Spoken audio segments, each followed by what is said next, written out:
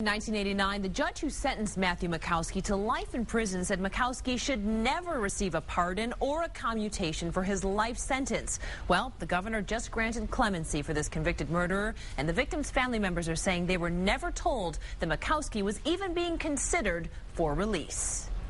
This is tearing the family apart right now. We are at a point where we want to drive to Lansing and talk to Governor Granholm. Larry Puma says his family has never recovered from the murder of his nephew, Peter Puma. The 19-year-old was stabbed to death in a robbery after leaving his job at a health club in Dearborn in 1988. 3 men were ultimately convicted, and while he did not do the stabbing himself, police said Peter's boss, Matthew Makowski, was the ringleader. He set up the whole thing. He had Peter take the money to the drugstore to get a money order. He set up the time that he was going to do it, and he had somebody rob him. He was going to use the money to take his girlfriend skiing, and 3 of them split $750. My nephew was killed for $750.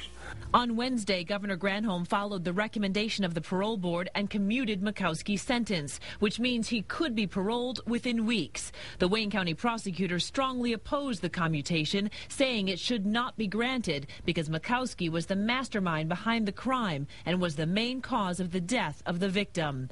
The Puma family says they're outraged because they were never told about an October parole board hearing, and no one from the state alerted them that Makowski would be set free. We feel that there wasn't much effort done by the parole board or the Department of Corrections. It's very easy to Google somebody's name in this family and find them. We're in Michigan. We feel that there was probably a lot of effort done to release him, more than there was to keep him in jail.